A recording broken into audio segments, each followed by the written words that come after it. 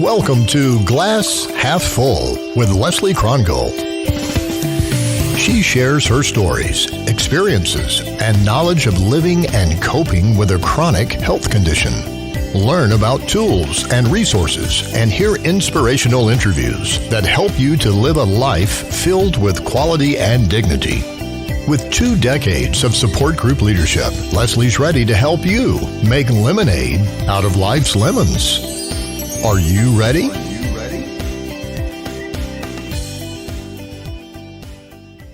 Hello. In today's episode, you're going to learn a lot about Qigong from different perspectives. A few years ago, I had no idea what Qigong was, even though I'd been getting acupuncture treatments for years, so don't feel shy if you're totally unfamiliar with this 2,500-year-old practice.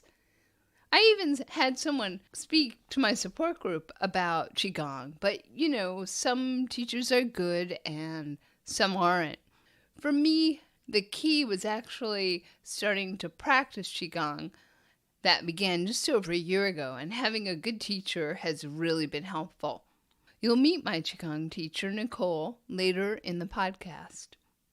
About 2 years ago, I noticed in the catalog distributed for our city's adult school program a new class listing called, it was either Healing or Medical Qigong. I had to try it. The first session lasted about 2 months. I signed up for the next session, and then the next. My teacher left the adult school to teach at a local acupuncture clinic, so I followed her there. Qigong is very different from yoga, which I've been practicing for many years, and it seems more accessible for me than Tai Chi.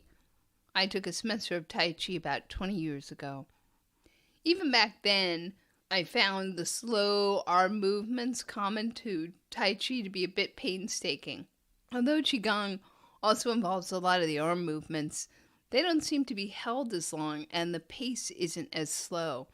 I've come to experience Qigong as a movement meditation practice, and I really like it. Earlier this year, a podcast episode called Health is a Process That Unfolds Slowly featured Paul Robeson, a licensed acupuncture practitioner in Washington, D.C. If you missed it, I encourage you to check it out. Paul shares his own health journey, which has been somewhat harrowing, through Western medicine and eventually to Chinese medicine, which helped his health and became his chosen career. During that conversation, I had asked Paul how he uses Qigong in his clinical practice. When I met you last year, I believe you spoke a little about Qigong, and at that point, I really knew nothing about it. And since then, I've started going to Qigong classes here locally, and it's amazing. So I wanted to know a little of, if you could just, explain what it is and what it's done for you and how you work with clients with, how you bring in Qigong, if at all. Yeah, absolutely. In the West, Qigong I find it's better explained as when I describe it as a longevity exercise combined with aspects that you would see in a flow art. Another way I say is, like, if you've seen people doing Tai Chi in the morning at the park, it looks like Tai Chi, but Qigong is designed to bolster health in the body. And it does so by combining specific movement with the breath. So it's combining movement with the breath, and it's done, and when you do that in a very particular way, you help promote circulation to the organs and or specific regions of the body. So if you come in with low back pain, there are Qigong exercises, longevity exercises, designed to promote circulation in your low back, to strengthen the muscles in your low back in a very slow, meditative movement. If you come in with digestive disorders, same thing. There are specific Qigong movements that you can do to help promote digestion. So when I work with a patient, I've learned less is more. So once I know they are committed to getting better, and we've done some acupuncture and we're seeing benefits from the acupuncture, I will give them a specific Qigong exercise that addresses the problems that they're dealing with or the condition that they're dealing with, and have them practice it anywhere from 8 repetitions if they're really weak and they really need to slowly build up, to 5 minutes a day. And by doing so, it just it expedites the treatments that they have, and they really get better much sooner. And you do it yourself. You practice Qigong. Yeah, absolutely. I practiced martial arts intensely during school. It's very much about connecting movement with the breath in a very relaxed way, and that's what builds internal strength. Now, since coming to DC, I've started doing more yoga, but I still do my Qigong because I need to keep it at a certain level in order to properly teach it to my patients, and because I just enjoy doing it. It's very different in terms of when I do Qigong, I feel a much more dynamic energy being cultivated in my body versus yoga. Yoga is very settling to me and very calming, which I enjoy both, but depending on what I'm going through that week or what I feel my body needs, I go between the two. In another previous podcast called The Bath, you met my friend Barbara, who has chronic fatigue syndrome and fibromyalgia. Barbara has also experienced positive results from a practice of Qigong. The Qigong is a big part of it. That's become a daily practice over the last 3 years. And I'm doing between an hour and a half and 2 hours a day right now. I find that I get grounded, that I tend not to worry or perseverate about how I'm feeling, how I'm going to be feeling. It lessens my fear. When I connect to the Qi field, I find myself in a place of gratitude and, dare I say it, love, compassion. And I know that's really important for me.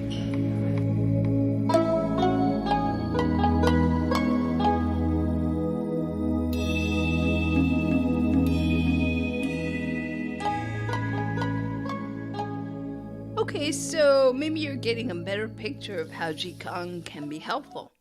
Now I'd like to introduce Nicole Stone, my Qigong teacher. Nicole's path to Qigong is unique. When I finally found out that Nicole has a dance background, I wasn't surprised. Her Qigong movements are so graceful and fluid, I knew I could never mirror them. As long as Nicole can remember, she's loved the joy of movement and views that, as well as a love of nature and a natural curiosity, as the seeds from her childhood that led her on a journey to find Qigong.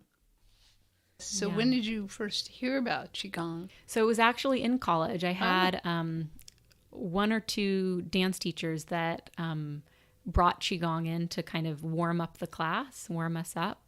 And I was so excited, like, what is this? And both teachers brought in very different styles of Qigong, but both of them said, this is Qigong. Mm-hmm. So it just piqued my curiosity, and I put it on the back burner as something I would want to explore later, potentially. And I'll fast forward through getting a master's in education at UC Berkeley and having my own child in 2010. And then I had this opportunity when my son was 1 year old. My friend said, I'll watch your child for a couple of hours. And I thought, I definitely want to take some kind of movement class, move this body that has been through so much with birthing and caretaking. And the first thing I thought of was I want something gentle and fluid, and that Qigong that I had on the back burner came forward. Wow, so it was several years. Oh yeah, that's how I work. It was just planted back there. Tell me the different types of Qigong.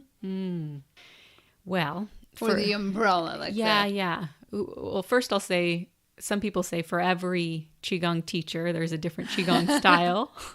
But across the board, there are common principles. One of them being developing this lower Dantian energy center. And there can be more quiescent forms of Qigong, quiet meditative forms, and there can be more active forms. And the active forms would fall into a martial category. Tai Chi is actually an internal martial art, even though it looks like maybe an old lady doing a dance in the park. It's actually every single move is an either defensive or offensive gesture, but it's done in such a fluid, beautiful way. But it is martial. And some Qigong isn't Tai Chi, but it's kind of in preparation for more intense martial, harder forms, like maybe Kung Fu, to really get the breath going and build the muscle. And then on the other end of the spectrum, we have the quiescent form, meditative, using a lot of intention. And that can help cultivate the concentration for seated meditation and spiritual pursuits. Yeah. And so where does the medical aspect come in? Yes. And is there one that is more ancient? So Qigong has been recorded. There was a text found, a scroll actually, with pictures of a priest doing movements. And that was from, I believe, like 200 BCE. And so Qigong is thousands of years old. And originally it was shaman. It had its shamanic roots. So medicine women and men who also dabbled in herbs and other kinds of healing. And they were doing dances to bring down the rains. And they were watching animals to gain the medicine of their movements. And then eventually I know that Qigong got sort of taken up by the Taoism, and the literati took it up, and it became... The liberal elite? No. Yeah, pretty much. It had a more kind of intellectual, and so it's changed forms over the years. But Qigong, most people say Qigong is the mother of Chinese medicine. Meaning out of it came acupuncture? Correct. Ah. Yes. Okay. And the theory is there's this life force energy, Qi. The idea is to keep the Qi flowing in a way that brings health. Yeah. Stagnant Qi results in disease or I know all about stagnant Qi. Mm-hmm. Yeah. Right between the shoulder blades, kind of stagnant Qi. Yeah, people's first experience of acupuncture and Qigong can be very powerful, because especially if you're coming from a place of holding and of not having that movement, then the first experience can be really opening the floodgates, kind of. Is Tai Chi a form of Qigong, or is Qigong... Okay. Yes, Tai Chi is a form of Qigong. Okay. So Qigong is really, like you said, the mother. It's the mother. Okay. Yeah.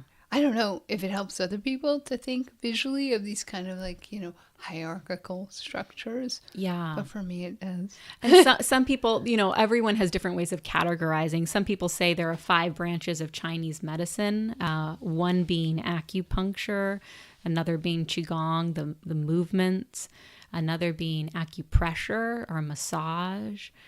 Tui Na would fall into that as a different kind of massage, or Qi Nei Tsang, abdominal massage. Then herbs, and then diet and nutrition is a huge part also. Mm-hmm. So really, if you're really dipping into the world of Chinese medicine, all of those components are important. Mm-hmm. Yeah. So I teach in the realm of what's called medical Qigong, which is a blend of that, what we might call spiritual Qigong and martial Qigong. It's really in the middle. I focus on preventative care, well-being, just kind of self-care, daily maintenance kind of practice. However, we do teach meditation as part of some of the Qigong classes for the purpose of concentration and quieting the mind and relaxation. And sometimes we bring in some martial elements to help really feel the forces more strongly. Sometimes imagining something pushing, like you're pushing against something, can help you get into your bones more and your structure.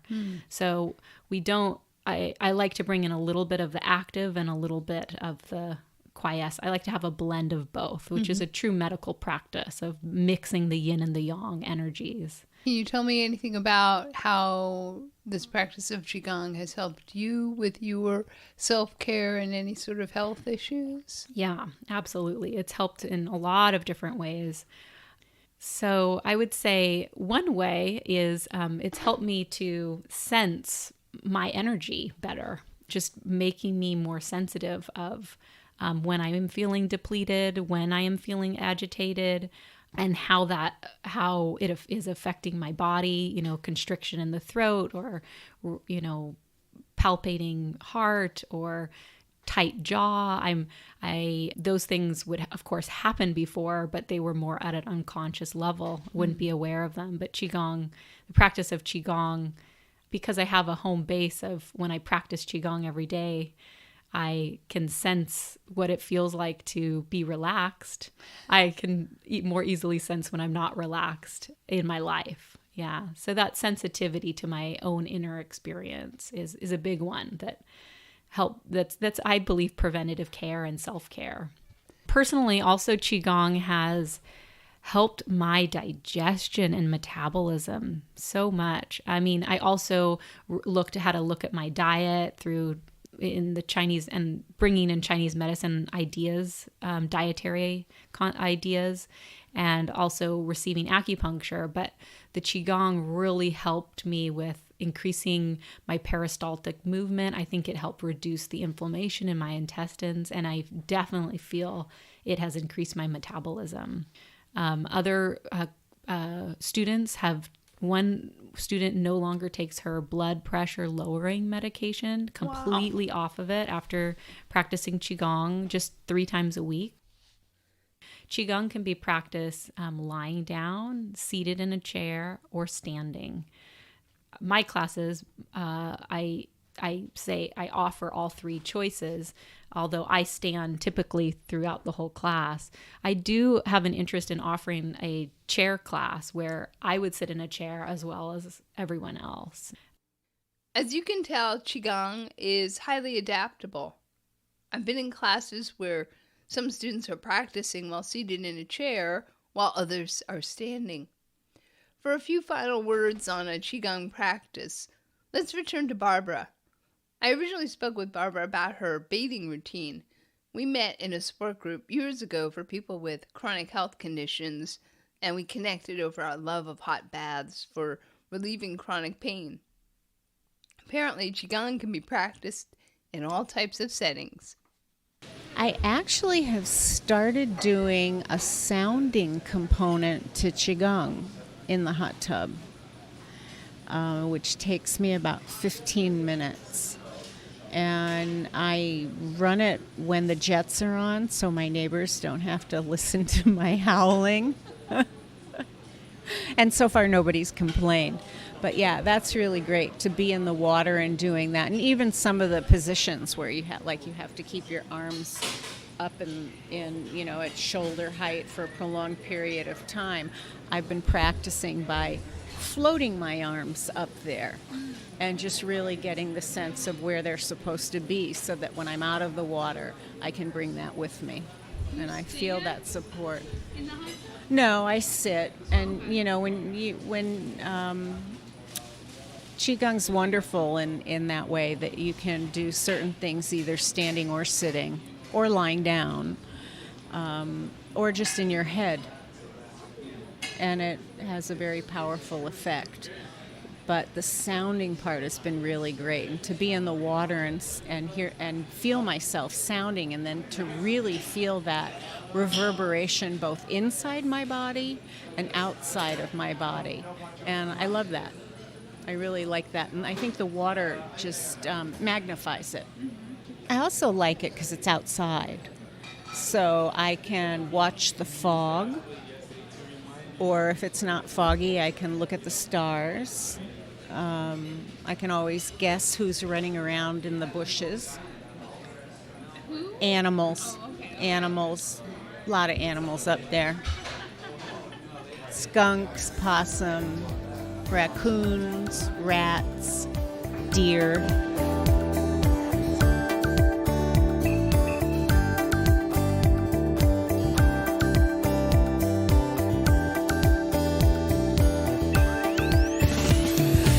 Thank you for listening to Glass Half Full. Leslie invites you to leave a rating and review on iTunes. This helps spread the word to others dealing with chronic health issues. For show notes, updates, and more, visit the website glasshalffull.online. Glasshalffull.online.